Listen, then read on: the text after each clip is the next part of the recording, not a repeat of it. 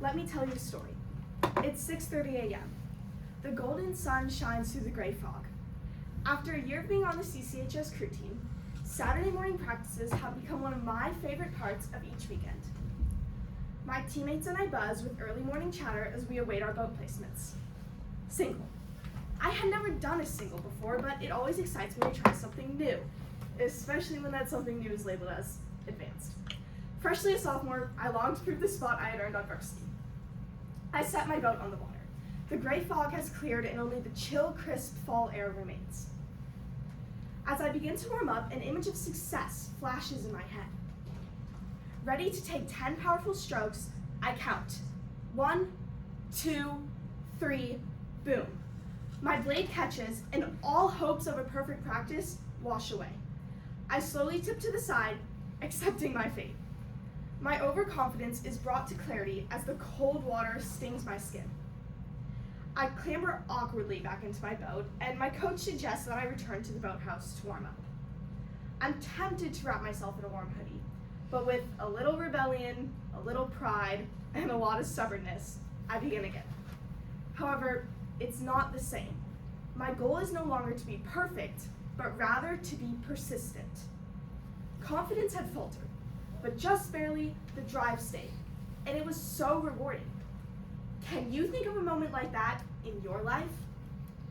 Hi, I'm Sophia Edson, and I love stories. Whether I'm chatting with friends, reading books, or watching television shows, the power of a good story intrigues me. Not only are stories entertaining, but they also initiate connection and change. Storytelling is incredibly important, and we need to learn to become better storytellers. But how? This year, I read the book Storyworthy by Matthew Dix, an award-winning storyteller. My biggest takeaway was the 5-second moment of transformation. The 5-second moment is defined as the small amount of time in which a fundamental change occurs. Some examples of this could be learning something new about yourself, reaching acceptance, making a big decision, or, in my case, experiencing a failure or a success. While I was telling you about how my boat flipped earlier this year, I specifically emphasized the moment of my failure. In that moment, I realized how overconfident and smug I had been. I hope you felt my embarrassment, and maybe even remembered a story of your own.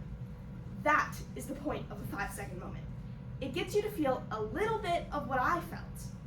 It is universal, it is memorable, it is powerful. Not only is the 5-second moment the basis for connection, but it is also the basis for change. A story needs change, it needs movement. Because the 5-second moment is transformative, the storyteller goes from being one person to becoming someone completely different.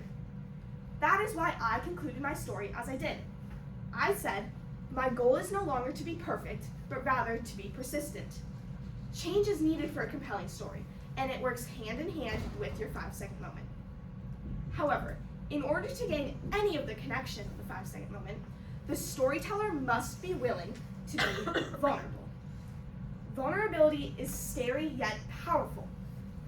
Steve Hirsch, CEO and co-founder of a communications firm, notes that in our computerized age, artificial intelligence creates so much distrust, and the brands that are winning right now are the ones that are the most authentic and human and relatable. In fact, the Wall Street Journal reported that in 2025, the number of LinkedIn job offerings, including the term storyteller, doubled from the previous year. Storytelling is becoming an increasingly important skill.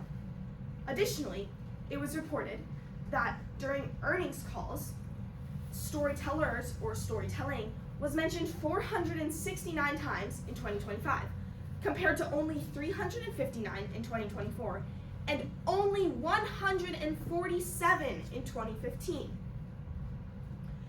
The desire for engaging, effective storytelling is on the rise because our world is searching for true authenticity and connection.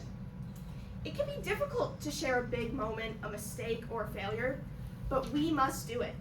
We must be vulnerable. I believe that the goal of storytelling is to connect with your audience, whether that be a theater of people or the students sitting next to me in class. Connection is incredibly important, and therefore storytelling is incredibly important. So, should we keep relying on inferior, inauthentic, and ineffective interactions, or should we build strong connections through effective storytelling? My challenge to you is this: share your stories by highlighting the 5-second moments, embracing the change, and always choosing vulnerability. Read stories, engage with stories, and share stories. Their impact will drive us to our fullest potential. Thank you.